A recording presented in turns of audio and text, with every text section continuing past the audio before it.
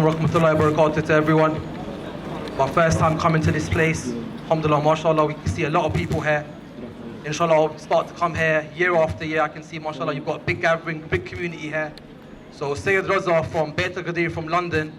So inshallah, we're here today to talk a little bit about Imam Husain, Imam Ali Maqam alayhi salam.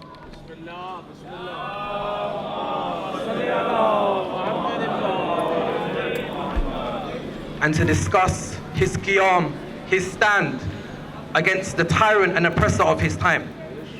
We hear year after year about Imam Husain alayhi salam and his stand against Yazid, 𝗦𝗨𝗣𝗣𝗢𝗕, and what Imam Husain stood for and what Yazid stood for. But we need to understand Imam Husain's stand from a different perspective. So Imam Husain's stand, it was natural for him to have stood. He would have got his stance from two ways. So Imam Husain, being from Ali Rasul, the grandson of the Prophet sallallahu alaihi wasallam,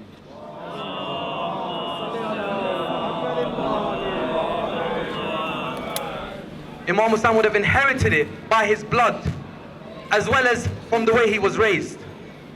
So Imam Husain gives a famous speech. So I'm going to address two things today. I'm going to address the aspect of Imam Husain's standing, why he stood, and what he stood for. And I'm also going to address the aspect of Imam Husain alayhi salam being for the whole of humanity, and how we present that image to people. So Imam Husain stands on the day of Karbala in front of the army of the Mal'un Yazid, and he addresses that army. And Imam Husain mentions, and he goes, truly the bastard son, who is the offspring of the bastard son, meaning he's referring to Ibn Ziyad in front of him, that army, has bidden us to either unsheathe our swords or succumb to humiliation. You know, you always hear, 𝗖𝗢𝗡𝗧𝗔𝗖𝗧, you always hear that, don't you, in our slogans? That's what it means. He goes, far it is it from us to do either. Far it is from us to accept humiliation, meaning someone like me can never accept humiliation. Allah himself refuses that we should ever be thus humiliated. So Allah doesn't accept us to be humiliated. And so does his Prophet, and so does the believers. Ours are honorable chambers. I want you to understand this part. The way it's translated is, ours are honorable chambers. Men of dignity, souls that refuse to prefer obedience to the lowly over dying in honor and dignity. I most surely am attacking with this family, though small in number. Even though I'm small in number, I'm gonna fight. Though being betrayed by those who promise to support me. So Imam Husain's trying to say, look, I'm standing here because for me, 𝗦𝗡𝗦𝗧𝗧𝗦𝗧𝗧, humiliation's far away from me. But he mentions something. He says, ours are honorable chambers. That honorable chambers means sulb, or you mean laps. So you know when you're raised, you have tarbiyat. You're raised by your family. Your family teaches you things that are good and bad. They instill a manhaj in you. They put a mindset in you. So Imam Husain has that twofold. He has that by his blood as wirasat. So you get it by your blood, and you get it by how you're taught. So Imam Husain had both. So when Imam Husain says ours are honorable chambers, I want to take you back a little bit, because Karbala is the end. What our issue is, we mentioned Karbala, we mentioned Imam Husain alayhi salam. A lot of Shias, we forget where this started. Who is the cause of this? Who's made this possible to happen? That's why we have to refer to Imam Husain's family, the heads of who taught him this. And the ones who taught him this are no one other than Rasulullah sallallahu alaihi wasallam,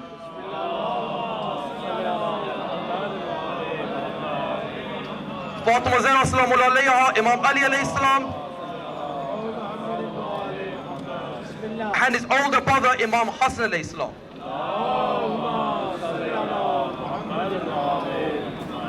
So Imam Husain stood against the tyrant of his time, but these people stood against the tyrants of their time. So Imam Ali, when his time came, so let's analyze this a little bit. When the Prophet was there in his time, who did he oppose? He opposed the Quraysh, the people that were against his message. He opposed them. We all know about the Prophet. But what happened after that? After the Prophet passes away, you have Imam Ali alayhi salam. When Imam Ali stands, we have the tyrants who usurp the Caliphate. So when Abu Bakr and Umar took the Caliphate, Imam Ali stands against them. So Imam Ali stood first. When Imam Ali goes, you have Imam Hasan standing against Muawiyah. Before Imam Hasan and Imam Ali, you have Fatima Zahra salamullah alayha.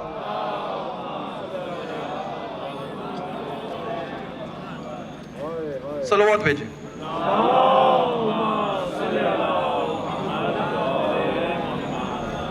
So we have to look at Imam Hasan. So when the Prophet passes away, Imam Ali, we say, okay, when did Imam Ali oppose those who came before? Well, we have the clear narration where in the narration of Imam Muslim in his Sahih, I'm going to mention it for referencing so that you don't know. So when Abu Bakr and Umar usurped the caliphate, did Imam Ali do anything? Did he say anything? Yes. Umar says in a narration attributed that he narrates in Sahih Muslim that he says about Imam Ali. So he says that when Abu Bakr became the Khalif, Imam Ali thought of them as you thought, so both of you thought him to be a liar, sinful, treacherous and dishonest. So Imam Ali thought that about them. And then Umar carries on. Then he says, when Abu Bakr passed away and I became the Khalif, meaning he usurped the caliphate, and Abu Bakr, then you thought me to be a liar, sinful, treacherous and dishonest. So he's saying that you thought both of us to be a liar, sinful, treacherous and dishonest. Imam Muslim mentions this in his book 19, hadith number 4349. So we know that Imam Ali was the first one that basically took the hand and took the garaban of the oppressor and said that we will stand against the oppressors of every time. What else do you have in Imam Ali's life? 𝗦𝗨𝗥𝗡𝗧𝗜𝗢𝗙. As a Shia, you should memorize this, especially if you're a Sayyid. 𝗦𝗨𝗥𝗡𝗧𝗜𝗢𝗙 was when Imam Ali opened up the rule of Abu Bakr, Umar, Osman and mentioned everything about them. In 𝗦𝗨𝗣𝗣𝗢𝗥𝗧 2 or 3, he basically mentions everything that happened after the Prophet and how he was against them. So we know Imam Ali's stance is clear. And the last stance of Imam Ali is this. When the Prophet passed away, after Umar passed away, we had a shura, a meeting. In that shura, Imam Ali was given a condition. So the Khilafah, as you know, historically went to Uthman, but it was supposed to go to Ali. But what they said to him was, we will accept you to become the Khalif if you accept the conditions to follow Abu Bakr, Umar. The matlab, they're saying, you can become the Khalif, all you have to do is follow the Prophet, follow the Quran, but follow Abu Bakr, Umar as well. And what did Imam Ali say?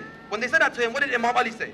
Imam Ali said that those conditions, I will only follow the Quran and the Sunnah and my own understanding. So he rejected it. He rejected that. And that's in the books of history. Send salawat.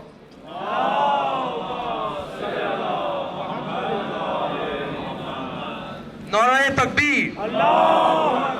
Narae Risalat. Narae Haidari. So when Imam Ali, I'm going to mention the sources for this right now. When Imam Ali mentioned this and he said to them, he goes, Abdul Rahman said to Ali, make a promise to Allah that you will follow the book of Allah, the sunnah of the Prophet and the seerah of the two Khalifs, meaning Abu Bakr, Umar. Imam Ali said, I hope I can act upon my knowledge and capacity. Abdul Rahman then called Usman and presented the same conditions to him. Usman accepted it and then he got allegiance. Who mentions that? Tariq al-Madinah, volume 3, page 924 under the heading Maqtal of Umar under the affairs of the Shura, published by Dar al-Fikr. So he mentions this. Imam Tabari narrates it as well in his Tariq, volume 4, page 238 under the heading of History of Shura, under the 23rd Hijri, year published by Dar al-Turath, Beirut. So we know that Imam Ali rejected it. We know his stance was clear. So whose else stance do we have? We had Fatima Zahra. Fatima Zahra sallallahu alayha is someone also we need to understand.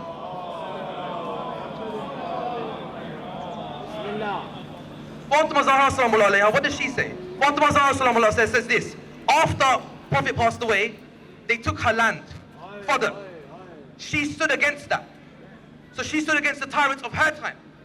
When she went to the khutbah, when she went to the masjid and then khutbah, the famous khutbah that she gave, khutbah Fatima Zahra, in that khutbah, she explained how you took our right and you are usurpers. So Fatima Zahra mentioned this as well. Then she done another thing. She done something that will remain with us to the day of judgment. What did she do? If I ask any of you over here today, where is Fatima Zahra sallallahu alayha buried? None of you know. Why don't none of you know? Because she made it like that. So that you remember till the day of judgment, you'll never know where she was buried. Why? So you investigate it. When you investigate, what are you going to find? You're going to find that she said to Imam Ali, bury me at night. Don't let anyone come to my funeral apart from my family. Why? Because it's going to make you think what was wrong.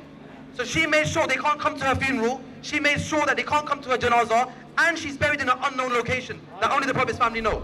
And she done khutbah fadak. So we know that Fatima Zahra's stance is clear as well. She made it clear to oppose the tyrant of the time. So that's Imam Ali alayhi salam, and we have Fatima Zahra. Who's the third person in the family? Imam Hasan alayhi salam. Send salawat.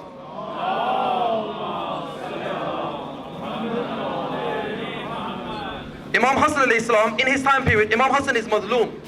Imam Hasan is someone in his history, we don't know a lot. In his time period, he gets, people always try and accuse Imam Hasan of the peace treaty. The peace, Imam Hasan's, Karbala would have not happened if it wasn't for Imam Hasan.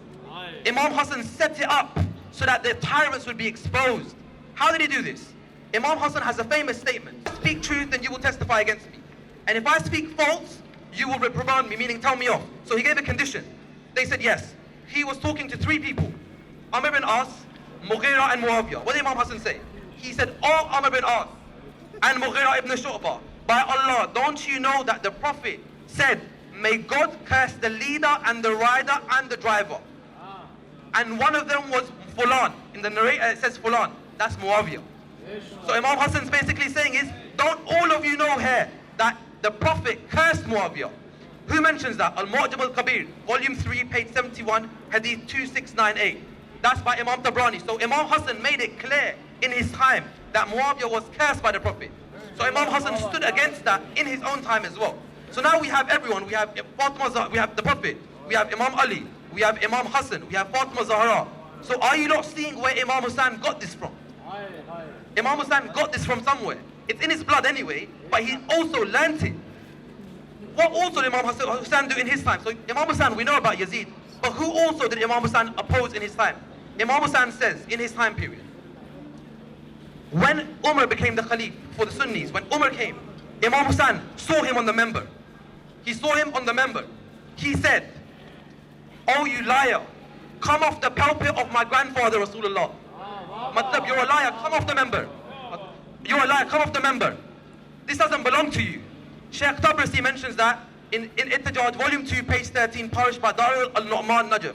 And it's also mentioned in Sunni books where Umar climbed to the member, Imam Husain said, "Come off the pulpit of my father and go to your father's pulpit." Matlab, come off my father's pulpit, go to your father's pulpit. Imam 𝗏ahabi mentions that and turns the chain sahih in his Siyar Alam al-Nubala, volume 3, page 285, on the tarjuma of Imam Husain, published by 𝗙𝗢𝗍𝗔𝗧𝗜𝗢𝗢 Beirut. So we know all of their stances. And I know my time's limited, so give me 2 seconds, I'm finishing. I'm going to say my last bit now, because I need to link this to the humanity aspect. The humanity aspect is this. Imam Husain said on the Yawm al-Ashura, so now we understood Imam's stand against oppression, and we learned where he got it from. It's in the blood. So what does Imam Husain say? He says, on the day of Ashura, he goes, if you do not have any religion, Imam Husain addressed the army of Yazid Mal'un, if you don't have any religion, then at least be free in your present life. Matlab, if you don't have any, agar koi deen nahi hai, is dunya mein to azad raho, at least be free here. Alam Majlisi mentions that Bihar Anwar, volume 45, page 51, published by 𝗙𝗢𝗪𝗓 Beirut. So what was Imam Husain? When he says free, what does he mean? He said, even if you don't believe in religion, even if you don't believe in Allah and the Prophet, at least be free. Free ka matlab kya? What does free mean? Free means live according to justice. Be a good person. Imam Husain said that, not me. I'm not attributing something that I'm saying. He said it. He said, if you don't believe in religion, at least be free. Free ka matlab, be azad. Live properly. Don't live like animals. Have rules. Be respectful. Don't oppress people. And that's why he said to Hazrat Khur, and I'm going to end at this inshallah. Hazrat Khur, who became, he's the first one who stopped Imam Husain. And he became Hazrat. Why? Because Imam Husain said to him, by Allah, you are a Khur both in this world and the hereafter. Either be huro, udhar be huro. Khur ka matlab azad. You're free.